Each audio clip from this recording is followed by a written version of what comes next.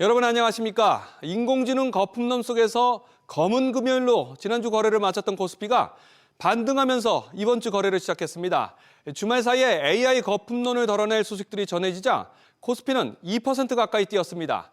특히 외국인들이 사재에 다시 나서면서 코스피는 올랐는데 연말까지 외국인 수급은 환율이 변수가 될 전망입니다. 오늘 첫 소식 이민우 기자입니다. AI 거품론에 타격받은 삼성전자는 3% 올라 10만 전자를 회복했고 SK하이닉스도 8% 넘게 올라 60만 원 선을 돌파했습니다. 워런 버핏 회장이 이끄는 버크셔 해서웨이가 구글의 모회사 알파벳에 6조 원을 투입했다는 소식이 전해지면서 시장은 AI 거품론 우려를 일부 덜었습니다. 지난 주말에 미국 증시가 정상 반전을 했고 대규모 투자 계획들이 나오면서 시장 분위기를 좀 환기시키고 있다 정도로 보고 있어요. 젠순왕의 발언들이 AI 버블론을 시켜줄 수 있을지 봐야 되지 않을까라는 생각을 하고 있습니다. 반도체 등 기술주 급등에 코스피는 2% 가까이 오른 4089.25에 장을 마치면서 다시 4080선을 탈환했습니다. 이번 달 들어 9조 원 넘게 팔자에 나섰던 외국인 투자자가 순매수로 돌아섰고 기관이 대거 사들이면서 지수를 끌어올렸습니다. 셧다운 자체가 이제 종료가 되면서 좀 달러 유동성 자체가 조금씩은 이제 확대될 수 있는 여건들 자체 외국인의 어떤 순매수 흐름을 조금 자극한 것이 아닌가 보고 있습니다. 환율 자체도 하락 쪽에 좀 무게를 둔다라고 하면 외국인 입장에서는 매수를 하는 게 맞을 것 같고요. 달러원 환율이 열흘째 1,450원대에서 머물면서 고환율이 고착화되고 있는 건 외국인 수급의 변수로 꼽힙니다.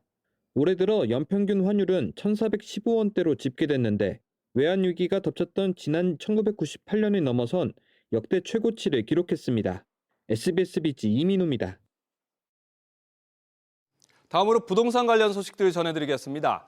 서울 전역을 3중 규제로 묶은 11호 대책이 시행된 지 한 달이 지났습니다.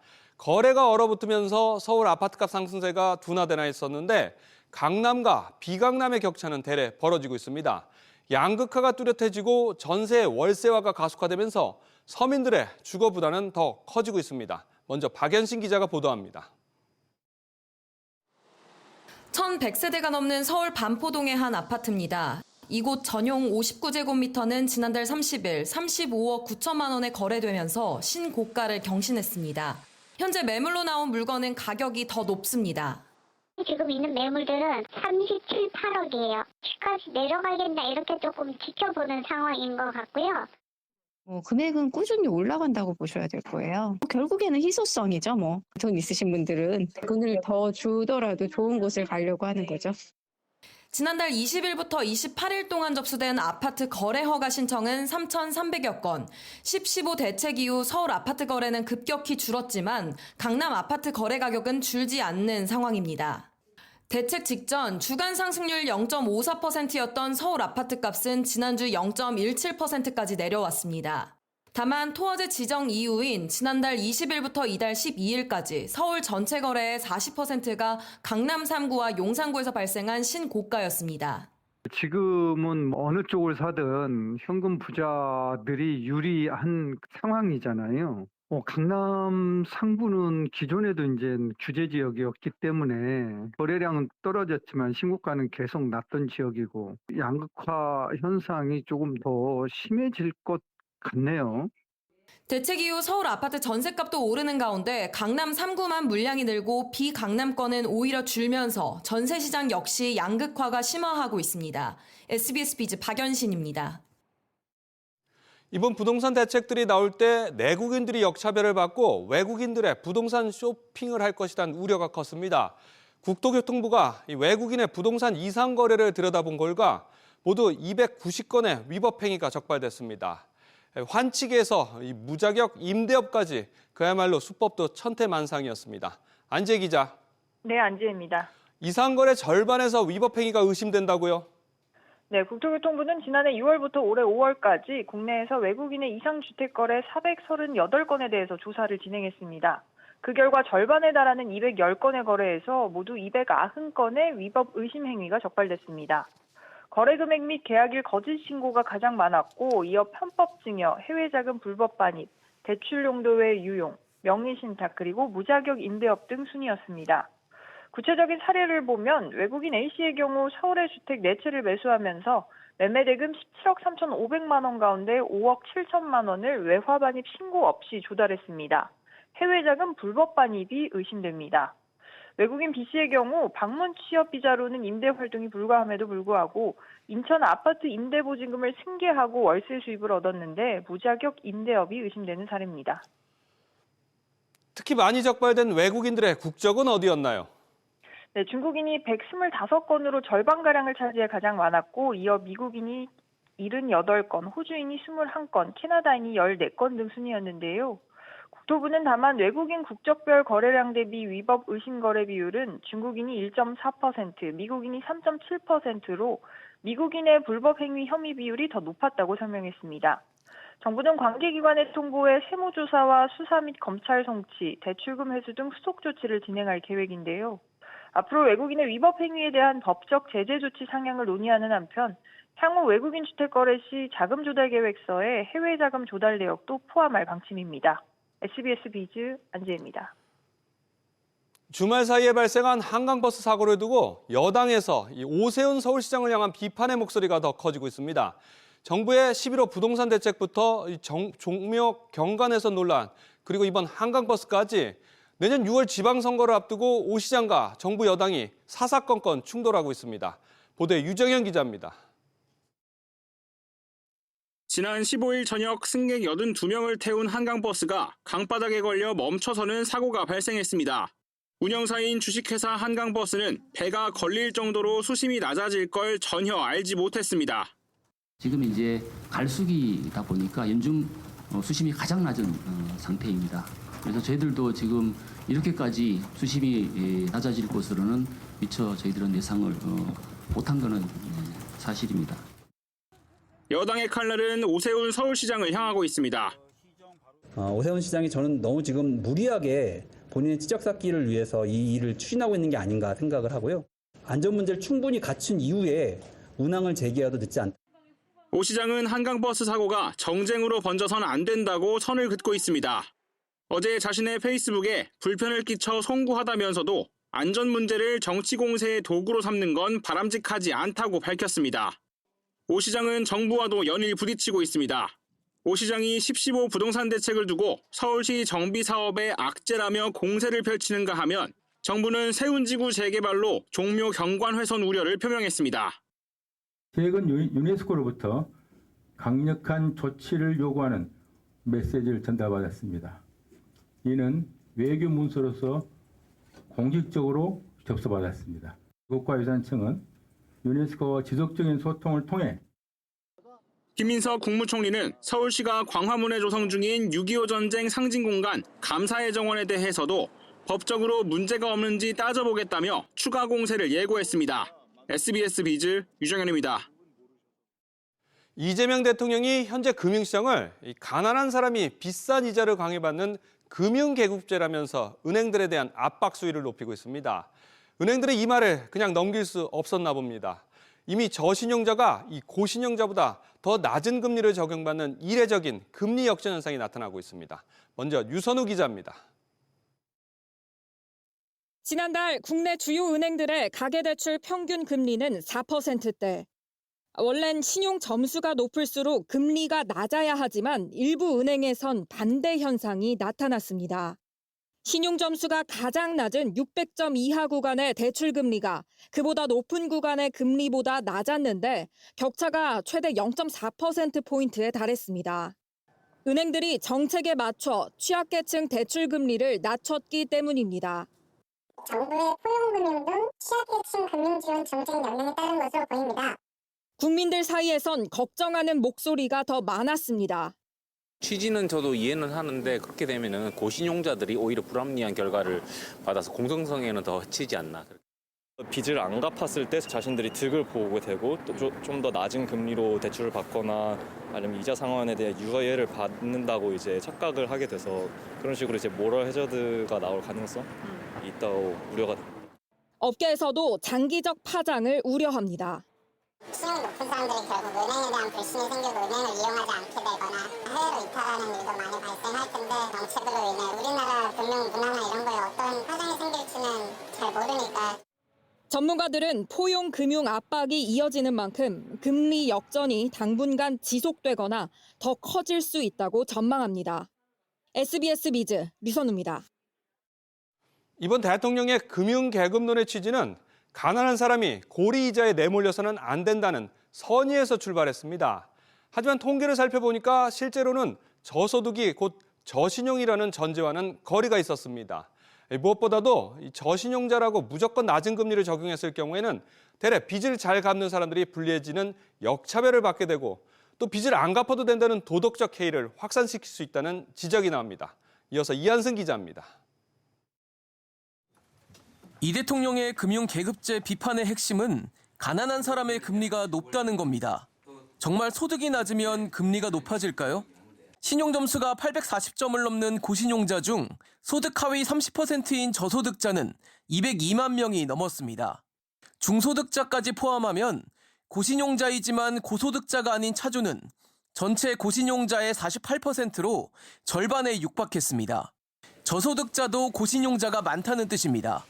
실제로 한 신용평가사의 신용평가 시 반영되는 항목에 소득은 거의 영향을 미치지 않았습니다. 대출을 내주는 은행들도 신용평가의 소득 비중이 높지 않다고 설명합니다.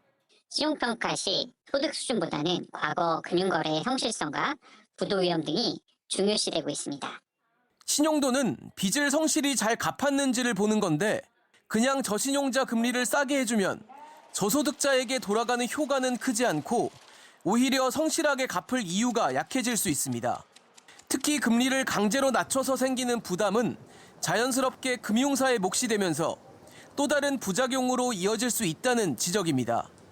네, 강제로 하는 것은 결국은 관치금융이고요. 금융사의 주가를 전반적으로 하락시키고 그 우리나라 금융 시스템의 신뢰도를 저하시키는 그런 효과를 유발합니다. 금융당국은 이번 주 5대 금융지주를 불러 이미 발표한 포용금융 이행 계획을 점검하고 저신용자의 금리 인하 방안까지도 논의하겠다는 계획입니다. SBS 비즈 이한승입니다. 선의가 좋은 결과로 이어지지 않는 상황은 또 있습니다. 정권이 바뀔 때마다 이름만 달라지는 대표적인 지원 정책 중 하나가 바로 청년 저축 지원 사업입니다. 사회 초년생들인 청년들의 자산 형성을 돕겠다는 취지는 이해가 되지만 이게 한번 만들면 만기까지 없애기도 어렵고 더구나 비슷한 사업들이 부처별로 난립하면서 재정에 부담을 주고 있다는 지적이 예산을 심사하는 국회에서 나왔습니다. 정강은 기자가 취재했습니다. 청년 희망 적금의 청년 도약계좌, 청년 미래 적금까지 정권마다 새로 생긴 청년 정책 적금들이 정권이 바뀌어도 그대로 남으면서 모두 10개가 중복 운영되고 있습니다. 대상과 기준이 조금씩 다르지만 정작 청년들조차 잘 모릅니다. 9개 정도 아는 것 같은데 그것도 대략적으로 아는 거라 소득 기준 같은 것들을 좀 산정하는 데서 좀 많이 어려움을 겪었던 것 같아요. 일일이 다 비교 대조하면서 알아본 게 아니거든요. 거기 앞에 청년만 붙었을 뿐이지 뭐가 다른지 잘 모르겠더라고요. 광고는 사실 제일 높은 이율로만 광고를 하잖아요. 막상 들어봤을 때 그 이율만큼 다 받을 수 있지도 않았었고. 6개 부처에 흩어져 운영되는 청년 적금의 내년 예산은 모두 3조 원, 올해보다 40% 넘게 급증했습니다. 윤석열 정부의 도약계좌는 올해 말 신규 가입을 끝으로 이재명 정부의 미래적금으로 대체되지만 기존 가입자들에 대한 예산 지출은 만기 때까지 지속되기 때문입니다. 행정적, 재정적 비효율을 감안하면 중구난방으로 벌린 사업들을 손봐야 한다는 지적입니다. 저별 유사 목적 사업이 중복 추진되면서 제도가 연계성과 효율성이 저하되고 있으므로 주정책의 마련이 필요합니다. 이를 통해서 장기적으로 통합적인 재정 운영 기반을 마련해야 된다고 생각합니다. 또 정규직 중심인 청년 적금 지원 대상을 특수고용직과 비정규직 등으로 폭을 넓혀야 한다는 분석입니다. SBS 비즈 정광윤입니다. 손해보험사들은 지난 4년 연속 자동차 보험료를 낮춰왔습니다. 하지만 올해는 이상기후 영향에 이 자동차 보험 손실이 더욱 커지면서 내년에는 보험료가 오를 가능성이 높아졌습니다. 오서영 기자의 보도입니다. 손해보험업계 1위 삼성화재는 지난 3분기 자동차 보험에서 648억 원의 적자를 기록했습니다. 내년 자동차 보험료 인상 검토에 나선 이유입니다. 폭우가 강타한 올해 다른 보험사 사정도 같습니다. 현대해상도 3분기 자동차 보험에서 553억 원의 손실이 발생해 5년 만에 적자 전환했습니다. 올해 9월까지 대형 손보사 4곳의 누적 손해율은 85.4%로 지난해와 비교하면 4%포인트 가까이 뛰었습니다. 지난해 말 손해율이 83%까지 오른 걸 보면 폭설이 반영된 올 연말 누적 손해율은 88%까지 상승할 거란 관측이 나옵니다. 사고가 너무 많이 나서 보험금을 많이 지급하다 보면 올라가는 게 손해율이라는 거예요. 그 다음 연도에는 그 보험제도를 동일하게 유지하기 위해서는 경비 절감이나 이런 것들도 보험사에서 검토를 하겠지만 갱신하는 보험료를 좀 올릴 수밖에 없는 구조인 것이죠. 다만 자동차 보험료 인상이 소비자 물가 부담으로 이어진다는 점이 주요 변수가 될 것으로 보입니다. 해지할 수는 없는 거고 고정 비용으로 이제 인식이 되는 자동차 보험료가 많이 오를 경우에는 집 사는 데 많이 들어가는 돈이라든가 가계 소비 여건이 안 좋아지는 거죠. 민간 소비가 줄게 되고 성장률 악영향을 주지 않을까 생각합니다. 지난해도 업계는 차 보험료 인상 필요성을 주장했지만 물가 상승 압력이 커진다는 이유로 금융당국이 제동을 건 바 있습니다. 차 보험료는 지난 2022년부터 올해까지 4년 연속 인하됐습니다. SBS 비즈 오서영입니다.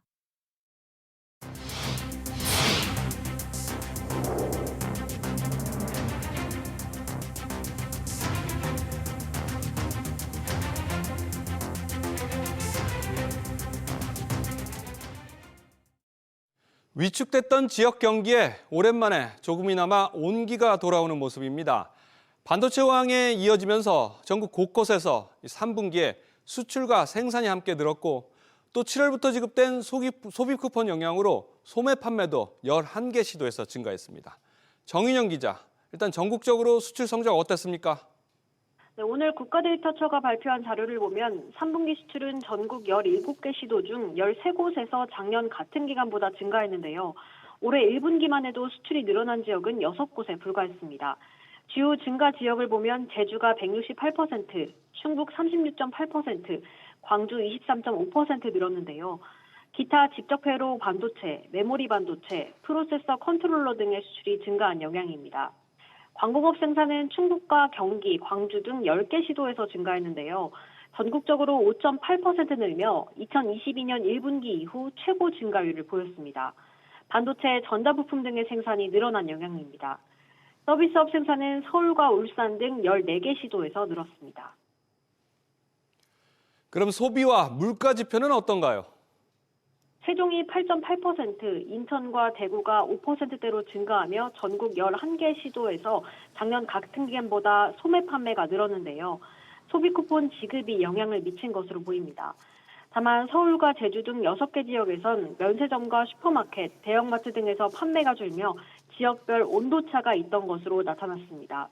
소비자 물가는 모든 시도에서 작년보다 올라 전국적으로 2% 상승했습니다.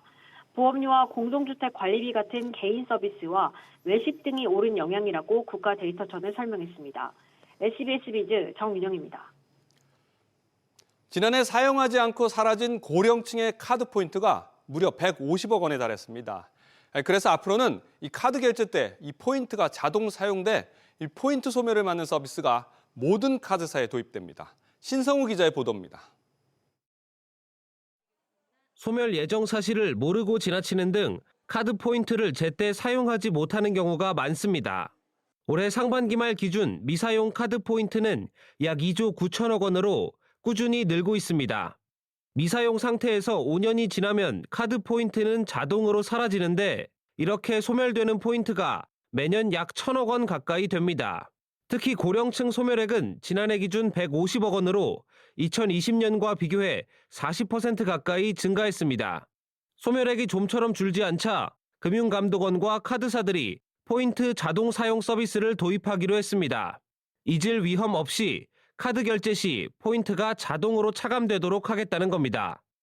카드사 홈페이지나 모바일 앱을 통해 자동 사용 서비스를 신청하고 결제 시 사용할 포인트 단위만 설정하면 됩니다. 예를 들어 1,000포인트로 설정해 놓으면 결제 때마다 1,000포인트씩 자동 차감됩니다. 금융 취약계층인 고령층은 서비스 신청이 어려울 수 있는 만큼 내년 2월부터 별도 신청 없이 서비스를 기본 적용하기로 했습니다. 포인트 사용 편의성이 대폭 개선이 될 것으로 기대하고 있습니다. 특히 고령층에게 별도 신청 없이 자동 사용 서비스를 기본 적용하게 돼서 어르신들도 소외되지 않고 카드 포인트를 손쉽게 사용할 수 있을 것으로 기대하고 있습니다. 카드사들은 올해 연말까지 서비스를 순차적으로 시행할 예정입니다. SBS 비즈 신성우입니다.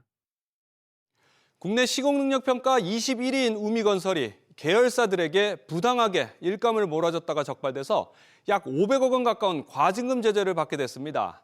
그렇게 계열사들의 실적을 부풀린 뒤에 정부 사업에 벌떼 입찰에 나섰고 일부는 총수 2세가 사익을 챙기는 데도 쓰였습니다. 최지수 기자, 이 계열사들에게 도대체 부당하게 얼마나 일감을 몰아준 겁니까? 네, 공정위는 5개 계열사에 5천억 규모 공사 물량을 부당하게 몰아준 우미건설에 과징금 484억 원을 부과하고 검찰 고발합니다. 공정위에 따르면 우미건설은 2010년대부터 공공택지 입찰에 계열사를 참여시켜 낙찰 확률을 높이는 벌떼 입찰에 적극 참여해왔습니다. 이후 LH가 주택건설 실적 300세대 이상을 갖춘 업체만 1순위로 입찰할 수 있게 요건을 강화하자 우미건설은 꼼수를 쓰기 시작했습니다. 벌떼 입찰을 이어가기 위해 자신들이 시행을 맡은 12개 아파트 공사 현장에 주택건설 실적이 없는 계열사들을 시공사로 선정해 5천억에 달하는 일감을 제공했습니다. 명상건설 등 당시 건축공사 면허조차 없던 업체가 시공사로 선정되기도 했습니다. 이후 지원받은 계열사들은 실제 벌떼 입찰에 동원됐고 2020년 2개 택지를 낙찰받았습니다. 이를 통해 우미그룹은 매출 약 7,200억 원을 올렸습니다. 또한 우미건설 시공능력 순위 역시 2010년 60위에서 올해 12위로 급등했습니다. 이런 일감 몰아주기로 총수 2세들의 이익을 챙겨주기도 했다고요? 네, 그렇습니다. 부당 지원받은 우미에스테이트는 이석준 부회장의 두 자녀 이승훈, 이승현씨가 당시에 지분 100%를 보유하고 있었습니다. 우미에스테이트는 설립 4개월 만에 880억 원의 일감을 받았고 이후 지분을 우미개발에 매각해 5년 만에 117억의 차익을 얻었습니다. 총수 2세의 부당한 부의 이전이 발생한 셈입니다. 또 우미에스테이트는 건축 시공평가 순위가 기존 5,402위에서 35위로 급등했습니다. 주거 안정을 위해 공급되는 공공택지를 총수일가 사익 편취로 활용했다는 점에서 문제가 심각한데요.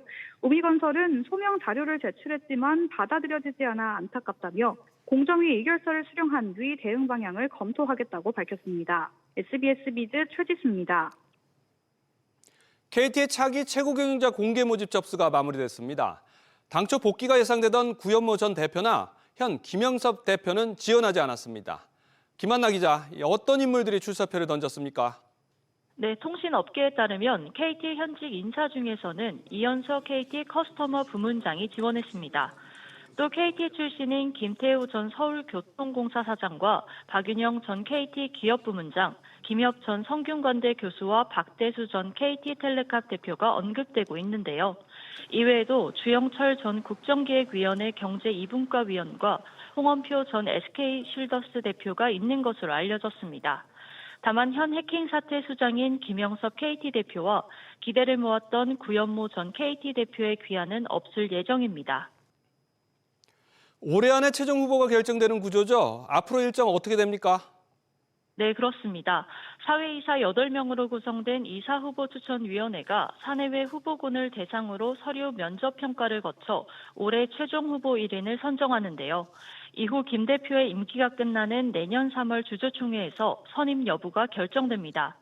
KT는 해킹 사태뿐 아니라 구조조정 등 내부 직원들의 반발로 대내외 경영 환경이 녹록지 않은 상황인데요. 이통 3사 간 인공지능 경쟁도 치열해지고 있어 체질 개선까지 이뤄내야 하는 과제를 안고 있습니다.